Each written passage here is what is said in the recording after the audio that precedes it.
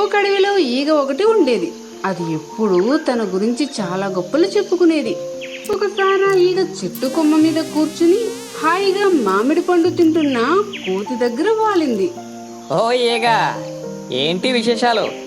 ఇదిగో, నన్ను ఒట్టి ఏగా అని పిలవద్దు, నన్ను సినిమా ఏగా అని పిలువు. సినిమా ఏగా? ఏ సినిమాలో చేసేవేంటి? ఏక సినిమాలో ఏక క్యారెక్టర్ చేసింది నేనే.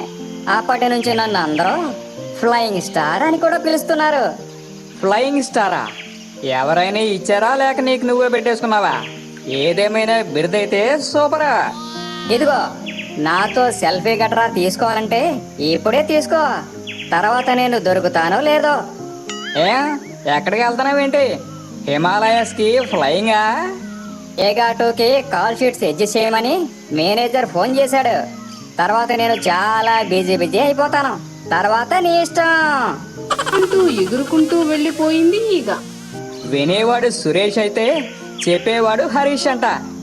ఇది దీని బెళ్ళప్పులో అని పడి పడి నవ్వుకుంది కోతి. అలా ఎగురుకుంటూ వెళ్ళిన ఈగకి మైదానంలో గడ్డి మేస్తున్న ఒక ఎద్దు కనిపించింది. ఈగ వెళ్లి ఆ ఎద్దు కొమ్ములపై వాలింది. ఆహా, ఎద్దు గడ్డి తింటూ కొమ్ములను అటు ఇటు ఆడిస్తుంటే నాకు జోలపాట పాడుతున్నట్టుంది అంటూ ఆనందపడింది ఈగ. ఎద్దు మాత్రం ఇదేం పట్టించుకోకుండా తన పని తాను చేసుకుంటూ ఏ ఆలోచన పెట్టుకోకుండా సంతృప్తిగా గడ్డి మేస్తూ ఉంది. కొంతసేపటికి ఈగ తన దారిని తాను వెళ్తూ ఎద్దుతో, ఓ ఎద్దు, ఇప్పుడు నేను బయలుదేరుతున్నాను. నీ మీద వాలి అలసట తీర్చుకొనిచ్చినందుకు చాలా థ్యాంక్స్. ఇప్పుడు నేను వెళ్తుంటే నీకు చాలా బరువు తగ్గి హాయిగా ఉందేమో అన్నది. ఆ మాటలు విన్న ఎద్దు ఆశ్చర్యపోయింది. అరే, అసలు నువ్వు ఇక్కడ ఉన్నట్టే నాకు తెలీదు. ఫేమస్ ఫ్లయింగ్ స్టార్ ఏగే ఇక్కడ. నీ కొమ్ముల మీద వాలిందంటే నీవు ఎంత అదృష్టవంతుడు నీవే ఊహించుకో. వస్తాను, టాటా, బై బై అని ఎగురుకుంటూ వెళ్ళిపోయింది. ఇలాంటి డబ్బా ఈగని ఎంతవరకు చూడలేదురా బాబు. అని ఎద్దు పడి పడి నవ్వుకుంది. ఈ కథలో నీతేమిటంటే, కొంతమంది వాళ్ళని వాళ్లే చాలా గొప్పగా ఊహించుకుంటారు, కానీ ఇతరుల దృష్టిలో మట్టుకు వారికి అంత ప్రాధాన్యత ఉండదు. ఒక అడవిలో కుందేలు ఏనుగు మంచి స్నేహితులు. అవి రెండు ఎప్పుడూ కలిసిమెలిసి తిరుగుతూ ఉండేవి. వీటి ఫ్రెండ్షిప్ చూస్తుంటే ఆశ్చర్యంగాను వింతగాను ఉంది. బండోడి మీద గుడ్డోడు, భలే భలే. ఓయ్ ఏనుగు బావా, అంతా నీవే తినేమాక. మా కుందేలు బామర్ది కూడా కాస్తంత మిగుల్చుతా ఉండే. అలా వాటిని చూసి మిగతా జంతువులు ఎప్పుడూ సరదాగా జోకులు వేసుకునేవి. ఒకరోజు అడవిలో వాతావరణం ఆహ్లాదకరంగా చాలా బాగుంది. చల్లగా పచ్చగా ఉన్న ఆ ప్రకృతిని చూసి కుందేలు ఏనుగు ఆనందంతో గంతులు వేశాయి. మిత్రమా, వెదర్ ఇలా కూల్గా ఉన్నప్పుడు ఒకటి చేస్తే అదిరిపోతాయి. అవును ఫ్రెండ్, ఇలాంటి టైంలో వేడి వేడి జిలేబీలు, ఘాటు ఘాటు మిరపకాయ బజ్జీలు తింటే ఉంటది నా సామి రంగా. ఎహె, తినడం గురించి కాదు, ఆడడం గురించి. ప్రకృతిని ఆస్వాదిస్తూ సరదాగా ఆట ఏదైనా ఆడితే. హోసోస్, ఆటల గురించా? పులి మేక, అష్టాచమ్మ, దాగుడు మూతలు లేకే బోలెడు ఆటలున్నాయి. ఇలాంటప్పుడు ఏ ఆట ఆడినా అదిరిపోద్ది. ఎప్పుడు పాత ఆటలేనా? ఇవాళ ఒక మంచి కొత్త ఆట ఆడుదాం. కొత్త ఆట అదెట్టా ఉంటది?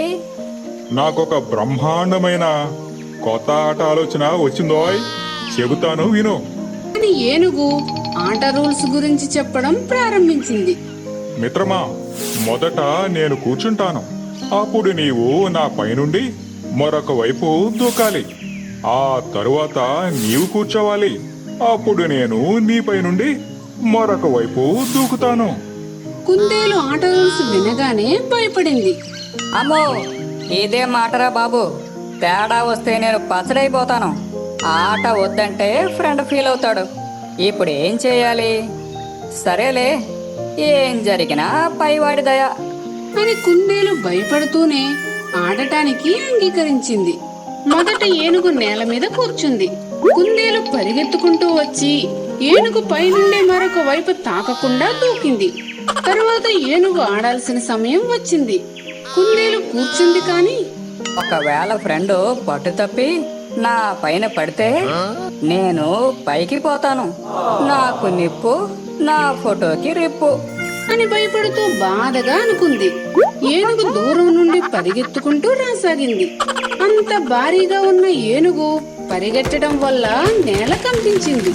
అంతేకాకుండా దగ్గరలో ఉన్న కొన్ని చెట్లు శబ్దాలు చేసుకుంటూ నేలకూలాయి. ఆ శబ్దాలు విన్న ఏనుక్కి మొదట ఏమీ అర్థం కాలేదు.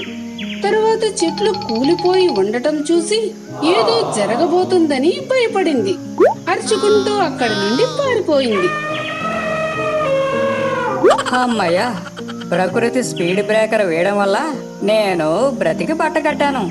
లేకపోతే పెద్ద పెద్ద చెట్లే నేలకూలాయి. పిల్ల బచ్చాగాన్ని నేనెంత. ఫ్రెండ్స్, మీకో విషయం చెప్తాను, గుర్తుపెట్టుకోండి. ప్రతి ఒక్కరికి నిజమైన స్నేహితుడు ఉండడం మంచిదే. కానీ స్నేహితుడితో హాని కలిగించే ఆటలు, మరీ ముఖ్యంగా ఇలాంటి కొత్త చెత్త ఆటలు ఎప్పుడూ ఆడకండి. ఇక నేను జంపు అని కుందేలు మరోవైపుకి వేగంగా పరుగు తీసింది. ఒక అడవిలో 3 చీమలుండేవి. వాటి పేర్లు నల్ల చీమ, ఎర్ర చీమ, తెల్ల చీమ. అవి 3 స్నేహంగా ఉండేవి. చాలా అల్లరి కూడా చేసేవి. ఆ చీమలుంటున్న చోటు ఉండే చెట్టు మీద కోతి, కాకి నివసించేవి. అవి ఎప్పుడూ ఆ చీమల పనులను గమనిస్తూ ఉండేవి. ఒకరోజు కోతికి ఆ రంగుల చీమల మీద సందేహం కలిగింది. ఓ నల్లచెమ, నల్లచెమ, నువ్వు ఎందుకు నల్లగా ఉన్నావు అని అడిగింది. నల్ల చీమ దానికి నేను ఎండలో ఎక్కువగా తిరుగుతూ ఉంటాను, అందుకే నల్లగా ఉన్నాను అని సరదాగా సమాధానం చెప్పింది. ఓ ఎర్రచెమ, ఎర్రచెమ, నువ్వు ఎందుకు ఎర్రగా ఉన్నావు అని వెంటనే అడిగింది కోతి. నేను పండ్ల రసాలు ఎక్కువగా తాగుతాను, కాబట్టి ఎర్రగా ఉన్నాను అని చిలిపిగా అన్నదా చీమ.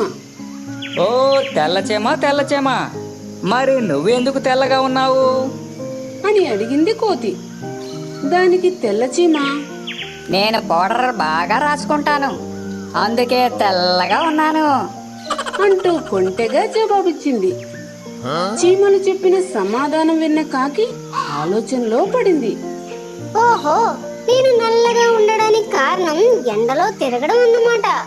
ఇక నుంచి బయటకు వెళ్ళకూడదు అని నిర్ణయించుకుని గుహలోపలే ఉండిపోయింది. అలా 2 రోజులుందో లేదో తినడానికి తిండి దొరక్క కళ్ళు తిరిగి కింద పడింది. తరువాత రకరకాల పండ్లతో జ్యూస్ చేసుకుంది. ఈ పండ్ల జ్యూస్ తాగి నేను ఎర్రగా అయిపోతాను అనుకుని రోజంతా తాగుతూ ఉంది. అది ఎర్రగా మారడం అటుంచి దాని స్టమక్ అప్సెట్ అయింది. ఇక లాభం లేదు. ఈ పౌడర్ అద్దుకుని తెల్లగా సినిమా హీరోయిన్ లా రెడీ అవుతా అనుకుని ఒళ్ళంతా పౌడర్ పూసుకుంది. అది అలా బయటకు వెళ్ళిందో లేదో ఒక్కసారిగా జోరుగా వాన కురడంతో రంగంతా పోయి మళ్ళీ మామూలుగా అయిపోయింది.